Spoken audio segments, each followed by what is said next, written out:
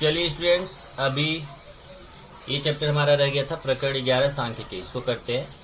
इसमें इस चैप्टर को समझाने के लिए एक छोटा सा उदाहरण दिया गया है। अगर आप देखेंगे, निनाद द्वारा किसी पुस्तक के प्रतिदिन पढ़े जाने वाले पृष्ठों की संख्या 60, 50, 54, 46, 50 है। इस आधार पर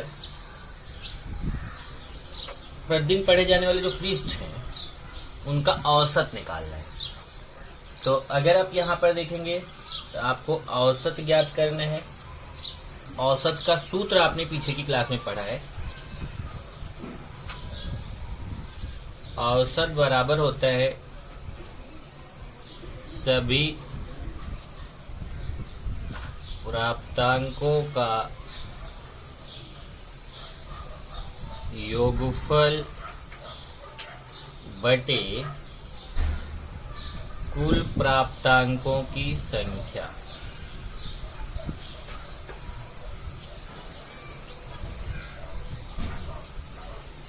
ये आपका पीछे की क्लास का फॉर्मूला है। औसत बराबर सभी प्राप्तांकों का योगफल बटे कुल प्राप्तांकों की संख्या। अब हम क्या करेंगे कि जितने भी प्राप्तांक है इनको हम जोड़ेंगे। तो 60 प्लस, अब यहाँ पे कैसा है, बॉक्स टाइप का क्वेश्चन दिया है। तो उसने यहाँ देखो पहला प्राप्तांक 60 लिखा, उसके बाद फिर यहाँ बॉक्सेज बना दिए हैं ऐसे, बॉक्स, फिर प्लस, फिर बॉक्स, फिर प्लस, फिर बॉक्स।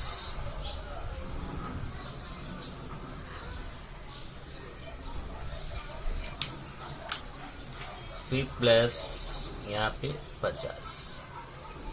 इस तरीके से बॉक्स बनाया है बटे, फिर यहाँ नीचे फिर बॉक्स है।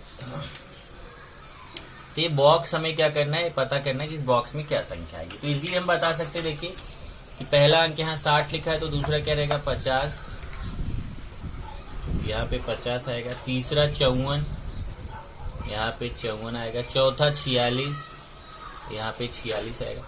और नीचे होता है कुल प्राप्तांकों की संख्या, मतलब इसको काउंट करो, गिनो। 1 2 3 4 5, कुल कितने, यहाँ से भी देख सकते हैं 1 2 3 4 5, कुल प्राप्तांक कितने हैं 5। तो यहाँ पे भाग किससे देना है 5 से।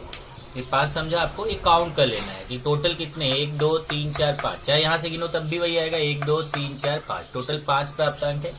तो 5 का आपको भाग देना है। आगे जाके फिर दिया है बॉक्स, वो आपको यहाँ पे भरना है कि जैसे यहाँ पे बॉक्स दिया है, कितना आएगा, बॉक्स बटे बॉक्स, और फिर यहाँ बराबर के बाद यहाँ पे भी बॉक्स। तो इसको जोड़ना है हमें, इसको जोड़ लें अगर, तो 4 6 और 4 कितना हो जाएगा 10,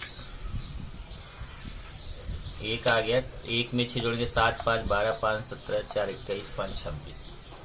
तो जोड़ने पे कितना आ गया यहाँ पे, ये 26, मतलब 260 आ गया। तो आप इसको पूरा जोड़ के देख सकते हैं, जोड़ेंगे तो 260 आएगा। और ये बटे 5 तो यहाँ है ही, तो नीचे बटे 5। अब 5 से 260 में भाग दे दीजिए, तो 260 भागे 5, 260 में 5 का भाग दीजिए, 5 बचे 25, 1 आएगा 0, 5 दूना 10। तो भाग देने पे 52 आया, तो यहाँ पे हो गया 52।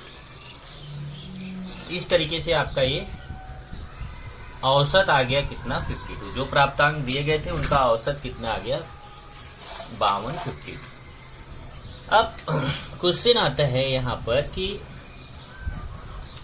हम जो चैप्टर पढ़ रहे हैं उसका मीनिंग क्या है। तो हम यहाँ पे जानेंगे कि सांख्यिकी का क्या अर्थ है। तो सांख्यिकी का अर्थ देख लीजिए।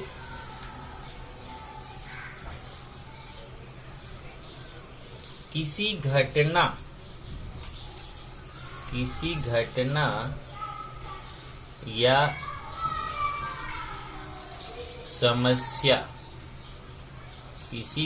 या समस्या से संबंधित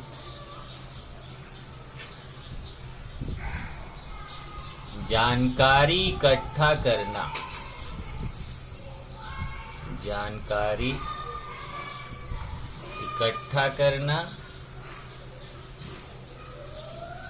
उस जानकारी का अध्ययन करके उस जानकारी का अध्ययन करके कुछ निष्कर्ष प्राप्त करना, कुछ निष्कर्ष प्राप्त करना, यह एक स्वतंत्र ज्ञान, यह एक स्वतंत्र ज्ञान की शाखा है जिसे सांख्यिकी कहते हैं।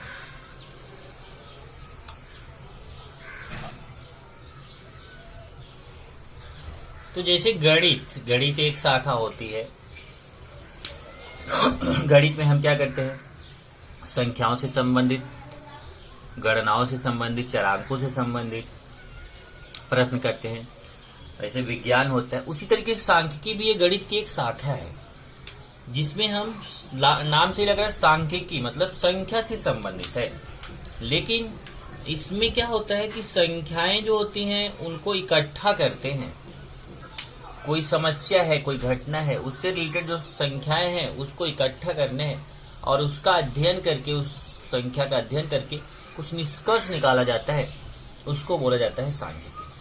जैसे आप जनगणना करते हो, आप स्कूल में पता करते हो, मान लो कि स्कूल में आपका किसी कोई टेस्ट हुआ तो टेस्ट से पता करते हो, आप मार्क्स नोट आउट कर लिए, तो जो मार्क्स हो गया वो संख्याएं हो गई, उससे आप उसका अध्ययन करके ये निकाल सकते हो कि कितने बच्चे अच्छा रिस्पांस दे रहे हैं, कितने खराब रिस्पांस दे रहे हैं। इस तरीके से जो वहां पे अध्ययन किया जाता है उसको बोला जाता है सांख्यिकी। लेकिन हम लोग यहाँ क्या पढ़ने जा रहे हैं, हम लोग यहाँ पढ़ने जा रहे हैं माध्य। तो जो अभी आपने औसत पढ़ा ना, वही माध्य है। औसत को ही सांख्यिकी में माध्य कहते हैं। औसत को ही सांख्यिकी में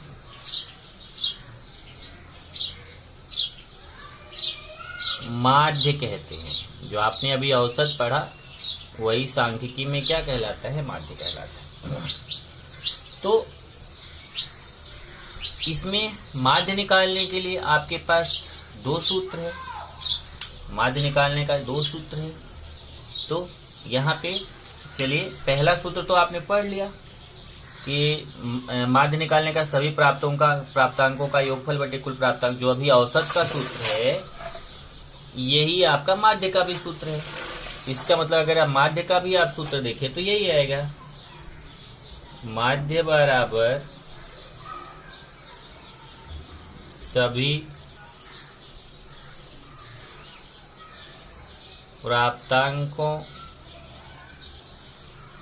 प्राप्तांकों का योगफल बटे कुल प्राप्तांकों की संख्या। इसका मतलब जो औसत का सूत्र है वही माध्य का सूत्र है। माध्य का सूत्र और औसत का सूत्र दोनों सेम है, क्योंकि औसत और माध्य दोनों एक ही होता है। अभी तक आप छोटी क्लास में औसत पढ़ते थे, अभी हम माध्य पढ़ेंगे, पर माध्य में एक फर्क है। अब आप जैसे ये संख्याएं जो है अगर ये कम मात्रा में है, जैसे देखिए यहाँ 5 संख्याएं दी गई, तब तो आप ये माध्य के इस वाले सूत्र से आप निकाल सकते हैं। लेकिन अगर ये संख्याएं बहुत अधिक मात्रा में हो और एक ही संख्या कई बार रिपीट हो रही हो, तो वहां पर आपको माध्य का ये जो सूत्र है, इस सूत्र की अपेक्षा एक दूसरा सूत्र मैं आपको बताने चल रहा हूं, वो सूत्र ज्यादा सुटेबल पड़ता है, ज्यादा अच्छा पड़ता है। तो आपने देखा कि माध्य का सूत्र दो तरीके से हम कर सकते हैं। पहला माध्य का सूत्र जो है ना, वह है आपने जो अभी पढ़ा इसके पहले, माध्य बराबर प्राप्तांकों का योगफल बटे कुल प्राप्तांक। अब यहाँ देखिए माध्य का एक सूत्र आपको और दिख रहा है, माध्य बराबर sigma F I X I बटे एन। इसको देखो सिग्मा या समेसन भी पढ़ते हैं, सिग्मा या summation F I X I बटे एन। अब इसका मतलब क्या है जरा सबका समझिए। सिग्मा का मतलब होता है योगफल, जिसे सिग्मा पढ़ा जाता है। इसका मतलब होता है योगफल, जहां ये लगा रहेगा इसका मतलब ये जैसे एफ आई एक्स आई के सामने लगा हुआ है, इसका मतलब एफ आई एक्स आई का योगफल करना है, एफ आई एक्स आई का जोड़ करना है। तो जहां ये लग गया मतलब हमें वहां जोड़ना है। एफ आई मतलब बारंबारता, अर्थात जो संख्या बार बार आती है उसको एफ आई बोलते हैं, बारंबारता। एक्स आई मतलब पद, अर्थात जो दी गई संख्याएं हैं। और एन मतलब कुल पद, वहां पे जितने पद है उसका गिनती करके लिखना है। अब यहाँ देखिए इसी से रिलेटेड आपका पहला ही क्वेश्चन है जो इसी सूत्र पर है, तो आपको यहाँ समझ में आएगा। प्रश्न संग्रह 11.1 का पहला क्वेश्चन है, कक्षा 8वीं के 30 विद्यार्थियों में से प्रत्येक द्वारा लगाए गए पौधों की संख्या निम्नलिखित बारंबारता सारणी में दी गई है।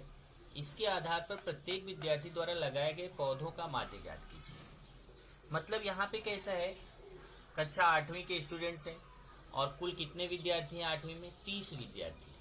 तो ध्यान से देखना 8वीं में टोटल विद्यार्थी कितने हैं, 30 है। और वे सब क्या करते हैं, पौधे लगाते हैं, पेड़ लगाते हैं।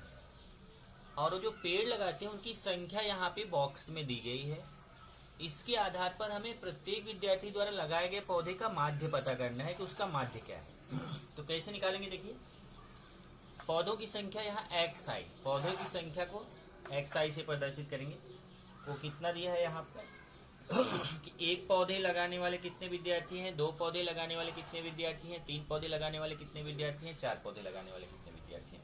तो आगे दिया है, देखेंगे प्रश्न में, 1 पौधे लगाने वाले 4 विद्यार्थी दिए गए हैं, 2 पौधे लगाने वाले 6 विद्यार्थी दिए गए हैं, 3 पौधे लगाने वाले 12 विद्यार्थी दिए गए हैं, 4 पौधे लगाने वाले 8 विद्यार्थी दिए गए। इतना प्रश्न में दिया गया है। आप देखें जरा टेक्स्ट बुक में, तो ए भी दिया है, ए भी दिया है। 1 पौधे लगाने वाले 4 विद्यार्थी हैं, 2 पौधे लगाने वाले 6, मतलब 4 विद्यार्थी 1-1 पौधा लगाते हैं, 6 विद्यार्थी 2-2 पौधा लगाते हैं, 12 विद्यार्थी 3-3 पौधा लगाते हैं और 8 विद्यार्थी 4-4 पौधा लगाते हैं।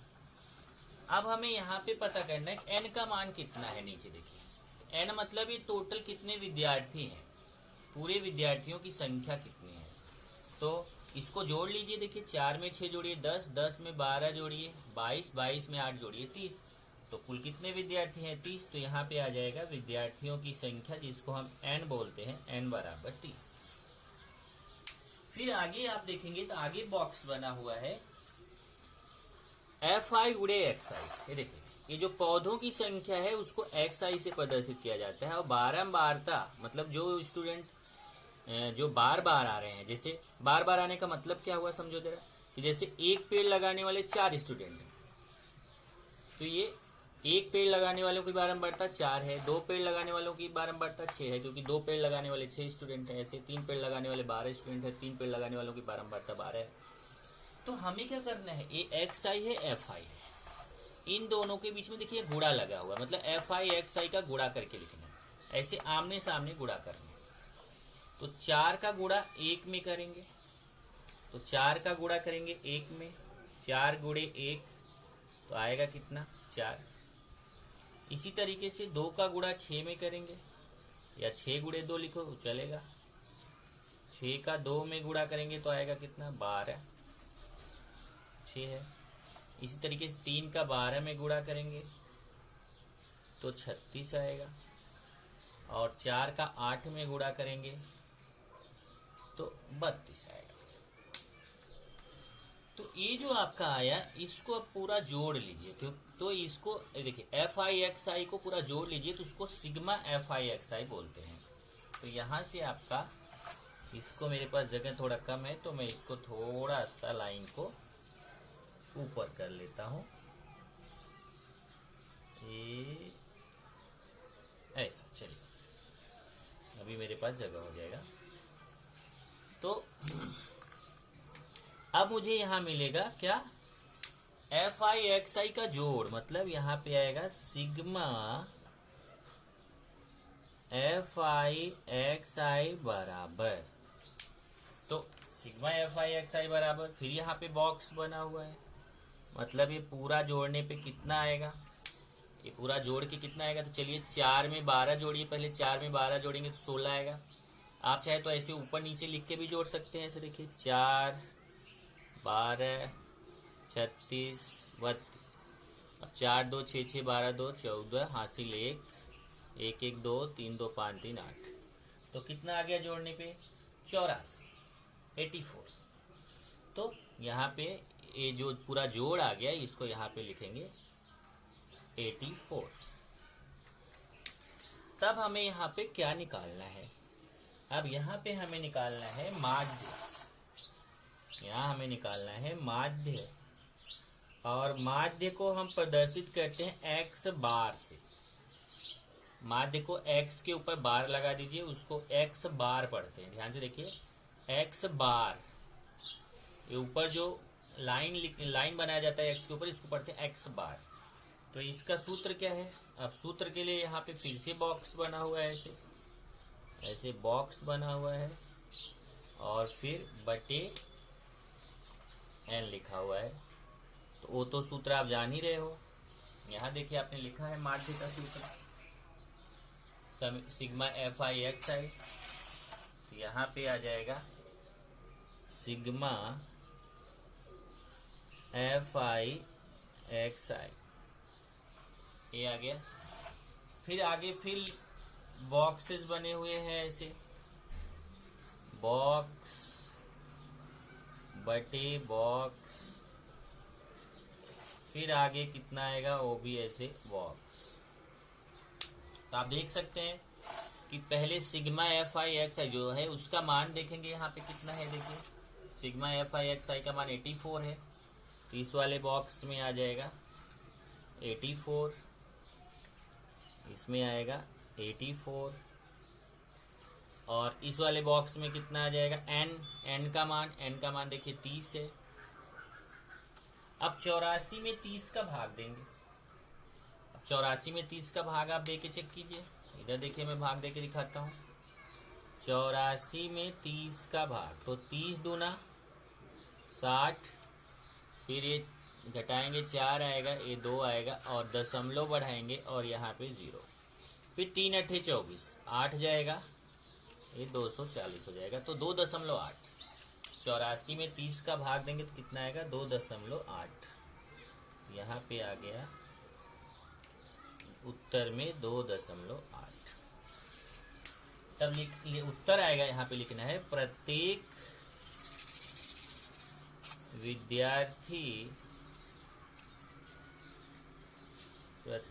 विद्यार्थी द्वारा लगाए गए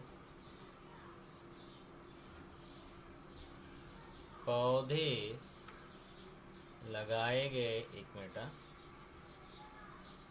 द्वारा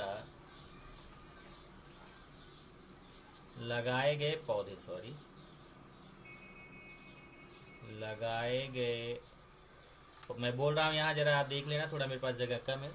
लगाए गए पौधे का माध्य, फिर यहाँ पे बॉक्स आ गया है, तो कितना माध्य आया 2.8। माध्य कितना आ गया 2.8। इस तरीके से ये आपका क्वेश्चन हो गया कि पौधों की संख्या दी गई है। देखो इसको xi बोलेंगे, बारंबारता को fi बोलेंगे, फिर ऐसे आमने सामने गुणा करना है। 1 का 4 से गुणा, 2 का 6 से। अब जैसे मैंने 4 गुणे 1 लिखा, आप चाहे तो 1 गुणे 4 लिख सकते हैं, 2 गुणे 6, उससे कोई फर्क नहीं। एक गुणा करेंगे, फिर इसको यहाँ जोड़ेंगे और फिर यहाँ माध्य का सूत्र लगाएंगे। माध्य x बराबर सिग्मा fi xi बटे n। सिग्मा fi xi का मान 84 है बटे n का मान 30, और फिर ये भाग दे देंगे तो अपने को उत्तर आ जाएगा। स्टूडेंट्स जैसा पहला क्वेश्चन था वैसा ही दूसरा क्वेश्चन है। देखिए जरा, यहाँ पे भी xi का मान दिया है, fi का मान दिया है, तो आप क्या करना, पहले इसका गुणा कर लेना। यहाँ पे देखिए 30 गुणे 7, 45 गुणे 2, 60 गुणे 8, 75 गुणे 5, 90 गुणे 3, यहाँ गुणा करके डायरेक्ट लिखना है। ऐसा जो मैं गुणा के रूप में लिखा हूँ आपके समझाने के लिए, यहाँ आप डायरेक्ट ये सामने सामने गुणा करके कितना आएगा यहाँ डायरेक्ट लिख लेना। इसको पूरा जोड़ोगे तो n हो जाएगा और इसको पूरा जोड़ोगे तो समेशन FI/XI होगा। तो इसको जोड़ लेना, इसको जोड़ लेना। फिर आगे बोला है 45 यूनिट बिजली का उपयोग करने वाले कुल कितने परिवार हैं। तो यहाँ से आप देख सकते हो, उत्तर दे सकते हो कि 45 यूनिट बिजली का उपयोग करने वाले 2 परिवार हैं। तो पहले का आंसर हो जाएगा 45 यूनिट बिजली का उपयोग करने वाले 2 परिवार हैं। अगला, जिस प्राप्तांक की बारंबारता 5 है वह प्राप्तांक कौन सा है। इधर देखिए, 5 बारंबारता किसका प्राप्तांक है, 75 का। तो आप लिखेंगे कि 75 का प्राप्तांक 5 है। जिस प्राप्तांक की बारंबारता 5 है तो आप बोलेंगे 75 की बारंबारता 5 है। यहाँ n कितना है तो ये जोड़ने पे जितना आएगा वो n हो जाएगा। सिग्मा FI/XI कितना है, जोड़ने पे जितना आएगा वो सिग्मा FI/XI हो जाएगा। अब सारणी के आधार पर माध्य ज्ञात कीजिए। तो माध्य का वही जो सूत्र आपने पहले क्वेश्चन में लगाया वही सूत्र यहाँ लगा करके आपको हल करना है। मैं आपको तीसरा बता रहा हूँ, चौथा क्वेश्चन आपको नहीं करना है। तो दूसरा होमवर्क दिया हूँ, तीसरा मैं बता रहा हूँ। अब देखिए तीसरा क्वेश्चन क्या है। भिलार में 40 परिवारों के सदस्यों की संख्या आगे दी गई है। भिलार में कुल 40 परिवार है, उनके कितने, हर परिवार में कितने कितने सदस्य हो यहाँ पे दिया गया है। इस आधार पर इन 40 परिवार के सदस्यों का माध्य बारंबारता सारणी का उपयोग करके ज्ञात करो। थोड़ा जल्दी में लिखा हूँ, आप अपने टेक्स्ट बुक से क्वेश्चन लिख लीजिएगा। ओके, तो चलिए अभी इसको निकालते हैं। पहले हल है तो मैं पहले यहाँ पे बारंबारता सारणी बनाऊंगा। बारंबारता सारणी, तो बारंबारता सारणी में क्या क्या बनेगा देखिए। सबसे पहले आएगा सदस्यों की संख्या, सदस्यों की संख्या जिसको बोलेंगे XI। फिर दूसरा आएगा गणन चिन्ह, दूसरा आएगा गणन चिन्ह। तीसरा आएगा परिवारों की संख्या जिसको बोलेंगे FI या बारंबारता। और अगला आएगा FI/XI। देखिए इतने खाने यहाँ पर बनेंगे।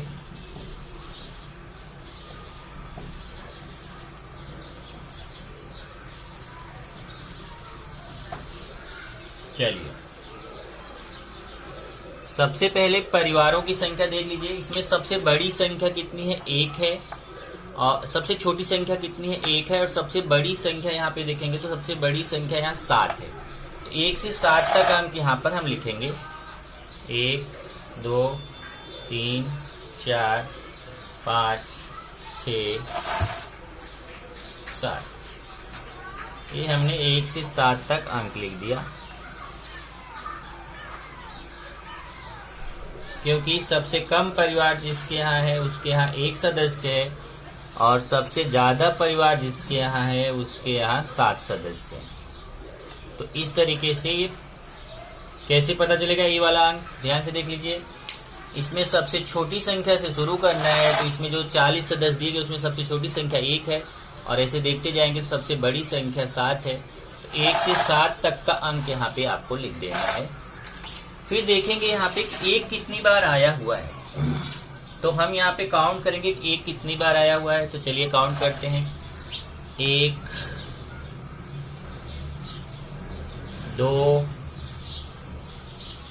2 ही बार आया हुआ है। तो यहाँ गणन चिन्ह में ऐसे 2 लाइन बनाएंगे और यहाँ लिख देंगे 2। फिर देखेंगे कि 2 कितनी बार आया हुआ है। यहाँ से 2 देखते हैं कितनी बार आया हुआ है। तो 1 2 3 4 5 6 7 8 बार आया हुआ है। 8 कैसे बनाएंगे देखिए। पहले 1 2 3 4 बनाने के बाद 5वीं लाइन को ऐसा टेढ़ा कर देते हैं। तो ये 5 लाइन हो गया। 1 2 3 4, 5वीं लाइन को टेढ़ा। फिर 3 लाइन और बनाएंगे। 1 2 3। तो ये 5 और 3 कितना हो गया, 8। इसी तरीके से फिर 3 को काउंट करेंगे। 3 देखते हैं कितनी बार है। 1 2 3 4 5 6 7 बार है। तो यहाँ पे 7 लाइन बनाना है, 1 2 3 4 और 5वीं लाइन को टेढ़ा और फिर 1 2 5 2 7 यहाँ पे लिखेंगे 7। फिर 4 को देखेंगे 4 कितनी बार है, तो 4 को देखते हैं 1 2 3 4 5 6 7 8 8 बार है। तो यहाँ पे 1 2 3 4 एक 5वीं लाइन को टेढ़ा 1 2 3 5 3 8 हो गया, यहाँ पे लिख देंगे 8। फिर देखते हैं 5 कितनी बार है, 1 2 3 4 5 6 7 7 बार है। तो यहाँ पे 1 2 3 4 5 6 7 ये 5 2 7 हो गया। फिर देखेंगे 6 कितनी बार है, 1 2 3 4 5 6 6 बार है। तो यहाँ पे 1 2 3 4 5वीं लाइन टेढ़ी 6 5 1 6 यहाँ पे 6 हो गया। फिर देखेंगे 7 कितनी बार है, तो 7 यहाँ पर 1 2 2 बार है। यहाँ पे 1 2 2 बार है, तो यहाँ पे 2 हो गया। ओके, उसके बाद अब हमें क्या करना है, एफ आई एक्स आई। देखिए एफ आई का कॉलम एक्स आई का, तो एक्स आई और एफ आई का गुणा करना है।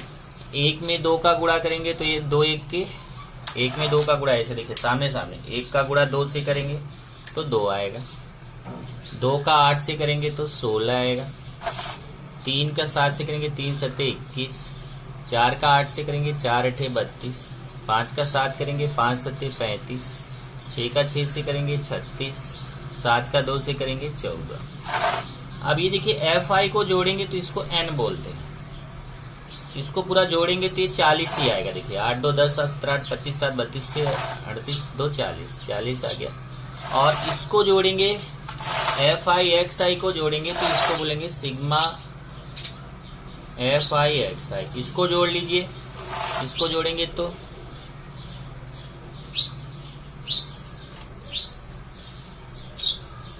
एक 156 आएगा, 156। अब ये देखिए ये आ गया। तब हम निकालेंगे माध्य।